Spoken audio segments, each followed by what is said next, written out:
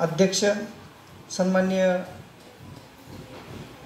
बाबासाहेबजी bias sir, माझे जिवलग मित्र प्राध्यापक रणजितजी बायस सर, पारे सर, जीवनराव पारे शाळेचे मुख्याध्यापक Bhosale sir, Mayur Ahire sir, Sarkate sir, त्यानंतर Deshmukh sir, Hiwale sir, Kharat sir, Shinde sir, Mauli Kole आणि सुंदर असं सूत्रसंचलन करतायत त्या वैष्णवीताई आणि समोर असलेले उपस्थित माझे छोटे छोटे बाल बंधू भगिनींनो आणि त्यांच्या पालकांनो, खरं म्हणजे आज आपण महात्मा गांधीजींची जयंती आणि लाल बहादूर शास्त्री यांची जयंती ही जयंती साजरी करण्यासाठी या ठिकाणी एकत्र आलेलो आहोत. मला सकाळी माझे जिवलग मित्र बायस सर यांचा फोन आला की सर आम्ही आमच्या शाळेमध्ये ही जयंती साजरी करत आहोत आणि त्या ठिकाणी तुमचा अँटी करप्शन लॉमध्ये PhD तुम्ही प्राप्त केलेली आहे, त्यामुळे आम्ही तुमचा एक छोटेखानी सत्कार ठेवत आहोत, तो सत्कार स्वीकारण्यासाठी यावं. तर मग मी लगेच सरांना होकार दिला आणि या ठिकाणी आलो. सरांनी, आदरणीय बायस सरांनी यापूर्वीसुद्धा मला शाळेमध्ये एकदा बोलवलं होतं आणि आपली तिकडची ज्ञानज्योत शाळा आहे मला वाटतं, त्या शाळेमध्ये सुद्धा कोर्टाच्या एका कार्यक्रमासाठी मी आलेलो होतो. त्याला जवळपास 8-10 वर्ष तरी होऊन गेलेले असतील आय थिंक. तर सरांनी या ठिकाणी माझा जो सत्कार केलेला आहे, जी माझ्यावरती प्रेमाची शाल घातलेली आहे आणि यशवंतराव चव्हाण साहेबांचं जो काही ग्रंथ आहे, त्यांच्या भाषणांचा ग्रंथ हा मला भेट म्हणून दिलेला आहे, त्याबद्दल मी आदरणीय बायस सरांचे, तसेच प्राध्यापक रणजित बायस सरांचे आणि सगळ्या शाळेंचे आणि आपल्या सगळ्यांचे या ठिकाणी सुरुवातीलाच आभार मानतो. मित्रांनो, मी या ठिकाणी येण्याच्या अगोदर काही मुलांची भाषणं चालू होते आणि खूप सुंदर ते या ठिकाणी बोलत होते. आपण एक लहान कविता आपल्याला माहिती आहे, छोटेसे बहीण भाऊ उद्याला मोठ्या देऊ, उद्याच्या जगाला उद्याच्या युगाला नवीन आकार देऊ, छोटेसे बहीण भाऊ. आणि आपल्याला हे छोटे छोटे मुलं दिसतात, परंतु याच्यामध्ये उद्याचे कलेक्टर असतात, SP असतात, उद्याचे न्यायाधीश असतात, उद्याचे चांगले वकील असतात, उद्याचे राजकारणी असतात. जे छोट्या मुलांना एक चांगला आकार जर मिळाला तर ते निश्चितच आयुष्यामध्ये मोठे होत असतात. जसं म्हणतात की लहान मूल म्हणजे मातीचा गोळा आहे, आकार द्यावा तशी मूर्ती घडत असते. तसंच आपण आईवडिलांनी आणि पालकांनी मुलांवरती जर चांगले संस्कार केले तर निश्चितच मुलं भविष्यामध्ये खूप मोठी होत असतात. माझ्या बाबतीत जर सांगायचं झालं तर माझे आईवडील तर ग्रामीण भागामधले आम्ही शिकलेली मुलं आहोत जिल्हा परिषदच्या शाळेमध्ये. आज तुमचं भाग्य खूप चांगलं आहे की तुम्हाला आईवडिलांनी इंग्लिश मीडियममध्ये आणि बायस सरांच्या शाळेमध्ये शिकायची संधी दिलेली आहे. निश्चितच या ठिकाणी जे काही ते ज्ञान दिलं जातं, या ठिकाणी जे शिक्षण दिलं जातं, या शिक्षणाचा फायदा तुम्हाला भविष्यामध्ये आयुष्यामध्ये निश्चित झाल्याशिवाय राहणार नाही. मित्रांनो, आपण बघतो की महात्मा गांधी असतील, लाल बहादूर शास्त्री असतील, यांचे विचार खूप मोठे होते. महात्मा गांधींनी आयुष्यभर अहिंसेचा विचाराचं पालन केलं. अहिंसा म्हणजे कोणाही जीवाचा न घडो मत्सर, नामदेव महाराज म्हणतात. वर्म सर्वेश्वर पूजनाचे, कोणाचीही हिंसा करू नका. हिंसा वेगवेगळ्या प्रकारची असते. शारीरिक हिंसा असते, त्याने शरीराला विजा होते. दुसरी मानसिक हिंसा असते. मानसिक हिंसा म्हणजे कोणाला तरी अपमानास्पद वागणूक देणे, कोणाला तरी खालीवर बोलणे, म्हणजे वाचिक, म्हणजे काही हिंसा ही हातानं किंवा इंजुरी ज्या आहेत त्या शस्त्रानं होतात, तर काही इंजुरीज ह्या मनाला लागलेल्या असतात, हृदयाला लागलेल्या असतात, त्या इंजुरी शब्दानं होत असतात. आणि म्हणून आपण कोणत्याही प्रकारे कायिक, वाचिक, मानसिक अशा कोणत्याही प्रकारे समोरच्याला इंजुरी, हिंसा झाली नाही पाहिजे, यासाठी आपण सगळ्यांनी पालन केलं पाहिजे. अहिंसेचे पुजारी आपण सगळे झालो पाहिजेत. आता एक ताई बोलल्या होत्या आता की साबरमती के संत तुने कर दिया कमाल, आहे ना. म्हणजे शस्त्र हातात न घेता त्यांनी ही जी काही क्रांती केलेली आहे, ही एक सगळी अहिंसेची ताकद आहे. हिंसा कुणालाच आवडत नाही आणि जे हिंसा करतात ना, त्यांची रवानगी जेलमध्ये होत असते आणि जेलमध्ये मग तिथं गव्हर्नमेंट सगळं त्यांना अन्न, पाणी, वस्त्र, निवारा सगळं देत असतं. आणि मग त्या ठिकाणी गेल्याच्या नंतर त्यांना आपण घरी कधी जातो असे त्यांची हावभाव असतात. मोठ्याले गुंडे पुंडे जेव्हा जेलमध्ये जातात तेव्हा आम्ही त्यांना बघतो ना, असं म्हणजे ते व्याकुळ झालेले असतात, काकुलतीला आलेले असतात की बाहेर पडण्यासाठी. आणि बाहेर आल्याच्या नंतर आपले येडे लोक त्यांचे सत्कार करतात, है ना. म्हणजे काय, कशासाठी आपण काय आदर्श डोळ्यापुढे ठेवतो. बायस तर मला एक समाजाची शोकांतिका वाटते. काय आमका टाऊ, आमका भाऊ, त्याचं काय बॅकग्राऊंड आहे, काहीच नाही. कानात बाळी, वाढलेली दाढी, लांबलेले केस, आणि तो आमचा आदर्श नेता. अरे काय नेता तुमचा? काय आदर, काय काय पोरांचे स्टेटस आहे, बारकाले पोट्टे काय काय स्टेटस ठेवतेस. म्हणजे अहो त्यांना कशासोबत काय खाते हे माहिती नाही, आणि कुठं रिव्हॉल्वर दाखवते, कुठं पिस्तूल दाखवते. अरे हे आपले संस्कार आहेत का?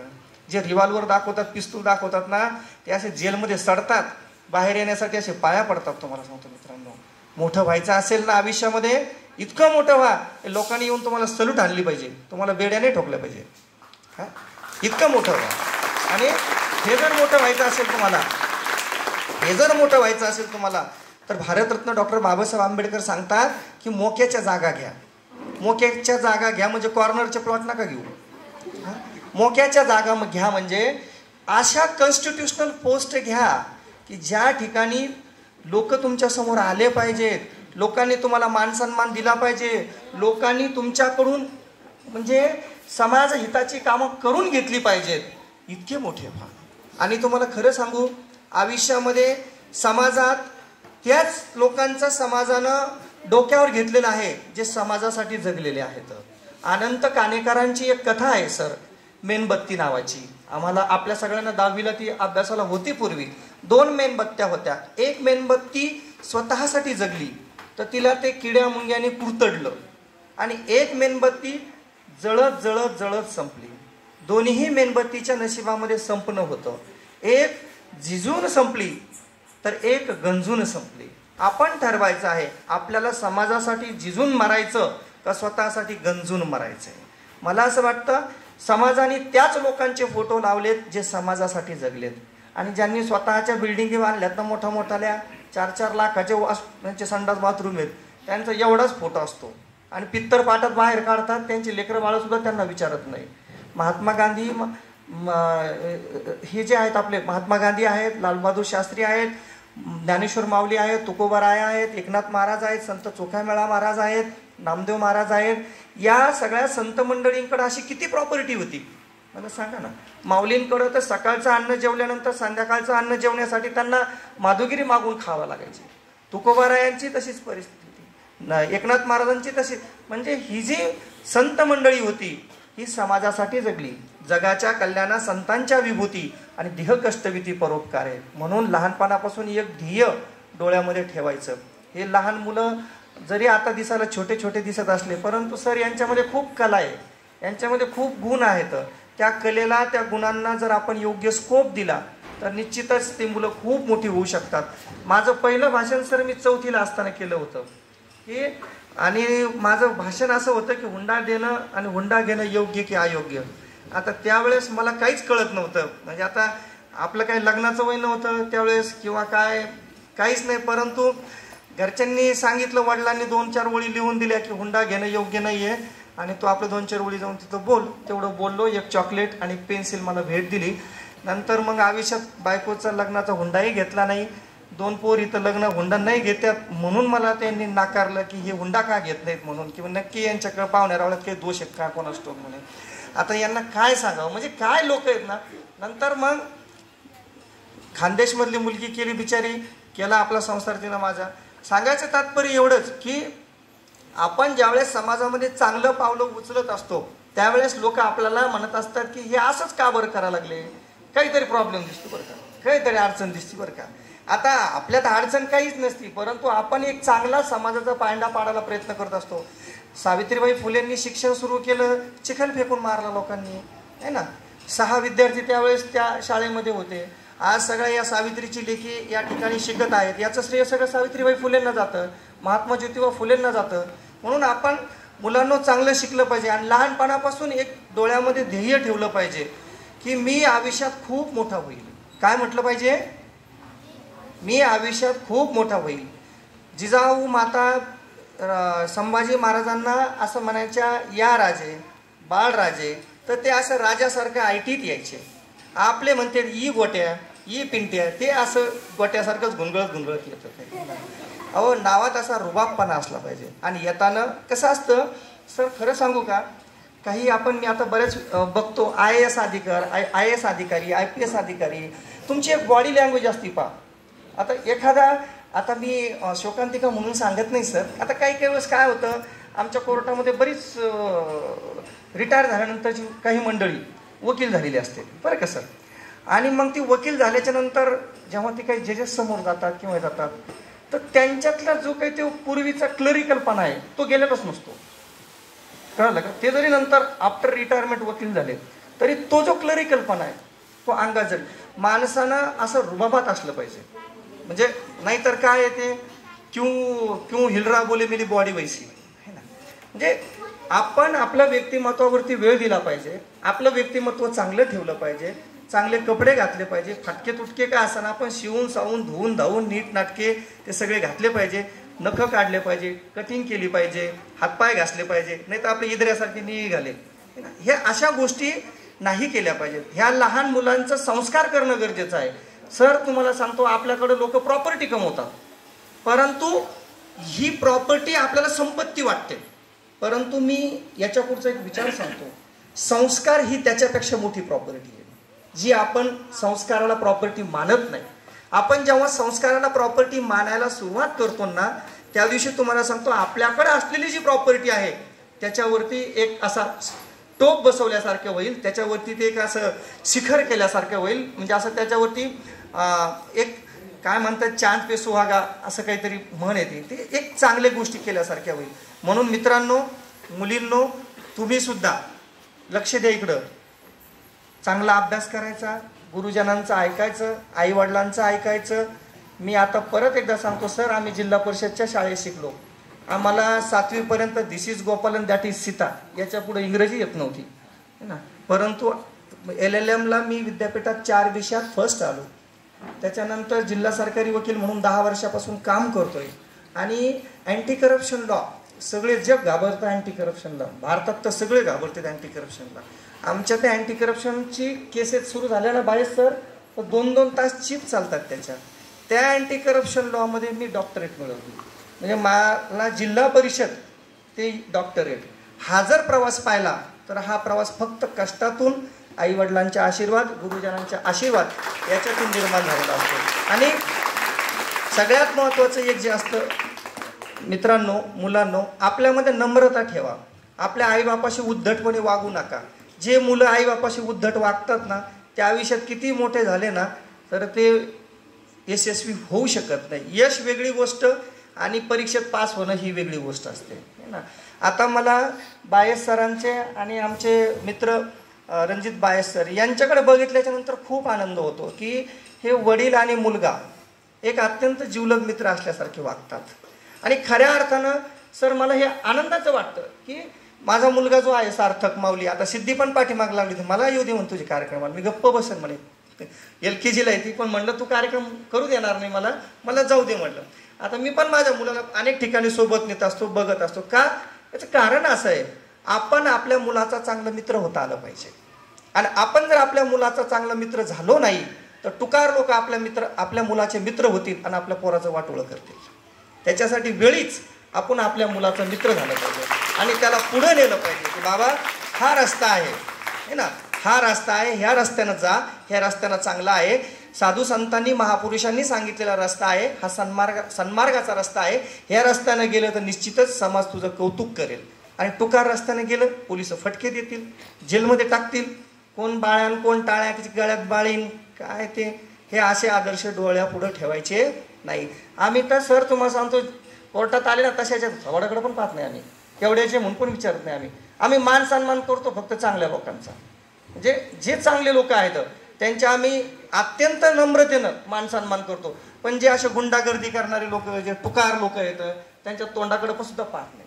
याचं कारण असं आहे की समाजापुढे चांगले आदर्श निर्माण झाले पाहिजेत आणि ते आदर्श आपण सगळ्यांनी निर्माण करायचे असतात. आपण ठरवायचं असतं की कोणाला महत्त्व द्यायचं आहे, चांगल्यांना महत्त्व द्यायचं का वाईटाला महत्त्व द्यायचं आहे. म्हणून मित्रांनो, तुम्ही खूप अभ्यास करा, खूप मोठे व्हा आणि जीवनामध्ये खूप यशस्वी व्हा. आईवडिलांचं नाव करा, आपल्या शाळेचं नाव करा. आदरणीय बायस सर आहेत, आदरणीय रणजित बायस सर आहेत, हे दोघंही पिता पुत्र आपल्या सगळ्यांना एक चांगलं दर्जेदार शिक्षण मिळावं याच्यासाठी प्रामाणिक प्रयत्न करत असतात. वेगवेगळे स्तुत्य असे कार्यक्रम ते शाळेमधून घेत असतात. आपण त्यांना सगळ्यांना सहभाग देऊन खूप मोठे यशस्वी व्हा. आणि या ठिकाणी मला संयोजकांनी बोलवलं, 2 शब्द सांगण्याची संधी दिली, त्याबद्दल मी त्यांचे आभार मानतो. परंतु एक आभार मानण्याच्या पूर्वी एक सुंदर असं कविता आहे, ती मला सांगायचं मोह आवरत नाही, जी मी स्वतः लिहिलेली आहे BA फर्स्ट इयरला असताना. की आपण चित्रांची पूजा करतो, परंतु चित्रांची पूजा करत असताना चित्रांची पूजा नक्कीच करावी, परंतु त्यांच्या जीवनाचे जे सूत्र असतात त्या सूत्रांची पूजा करून ते सूत्र जर आपल्या जीवनामध्ये त्याची अंमलबजावणी केली तर निश्चित आपण यशस्वी होत असतो. कोणतेही महापुरुष असतील किंवा हे असतील, ते सुंदर दिसत होते म्हणून किंवा काय हे होते म्हणून ते मोठे झालेले नसतात. त्यांनी विचार समाजाला दिलेला असतो. म्हणतात ना, विचारांनीच पेटतात घरदाराने अगदी माणसं सुद्धा. विचार नसते तर आले नसते जवळ, कोणी गेले नसते दूर. विचार पाहिजे, विचार चांगला करा, खूप चांगलं होईल. तो विचार चांगला करण्यासाठी तुमचं काही मीटर जळतं का, काही व्हाउचर मारावं लागतं का, काही इलेक्ट्रिसिटीचं बिल जळतं का, काही नाही. चांगला विचार करा, सद्बुद्धी देवाला मागायची. हे देवा मला सद्बुद्धी दे, सद्विवेक दे, ज्ञान दे, भक्ती दे, वैराग्य दे आणि चांगलं काम माझ्याकडून आयुष्यात करून घे, ही प्रार्थना रोज ईश्वराला तुम्ही केली पाहिजे. कविता अशी होती, पुतळा. चौकातला पुतळा केविलवाण्या स्वरात म्हणाला. मी BA फर्स्ट इयरला असताना केलेली ही कविता आहे. सर, चौकातला पुतळा केविलवाण्या स्वरात म्हणाला, मला इथं कशासाठी उभा केलं, रस्ते दाखविण्यासाठी की ट्रॅफिक नीट होण्यासाठी. चौकातला पुतळा केविलवाण्या स्वरात म्हणाला, मला इथं कशासाठी उभा केलं, रस्ते दाखविण्यासाठी की ट्रॅफिक नीट होण्यासाठी. पायथ्याशी बसणाऱ्यांच्या गप्पा, इंदिरा राजीवची हत्या, बॉम्बस्फोट, सेक्स स्कॅन्डलची वृत्ते, महिलेची आबरू, नेत्याचा घोटाळा, हे सर्व कानावर पडतं. तर कधी कोणी खेटराची माळ गळ्यात घालतं, दुसऱ्या दिवशी रक्त सांडतं, कर्फ्यू लागतो, जाळपोळ होते, सर्वच विनाशकारी भासतं. खरंच माझा पुतळा न उभारता माझे आचार विचार पाळले असते तरी मला मिळालं असते, पण सर्वच व्यर्थ. खरंच सांगा ना हो, मला कशासाठी उभा केलं या चौकात, या चौकात. धन्यवाद. मला परत एकदा मी आदरणीय बायस सरांचे आणि आपल्या सगळ्या हे जे स्कूल आहे त्या स्कूलचे मी खूप खूप आभार मानतो. बऱ्याच वेळचे तुम्ही तात्काळले आहात आणि माझं भाषण इच्छा असो नसो तुम्ही गेस्ट म्हणून बोलवलं आणि ऐकलेलं आहात. नाही तर असं नाही व्हावं की एखाद्यानं म्हणावं की सर तुम्ही बऱ्याच वेळचे बोलत आहात, घड्याळ तो बघायची हातामधली, तर दुसरा म्हटला घड्याळ सोडावं, पाठीमागे कॅलेंडर आहे ते तर बघायचं. तुम्ही माता पिता आपल्या लेकरांचं कौतुक ऐकण्यासाठी आणि ते पाहण्यासाठी खऱ्या अर्थाने या ठिकाणी आलेले आहात. खूप सुंदर भाषणं माझ्या छोट्या बहीण भावांनी केलेले आहेत. त्यांना खूप खूप शुभेच्छा देतो. सरांचे आभार मानतो. धन्यवाद.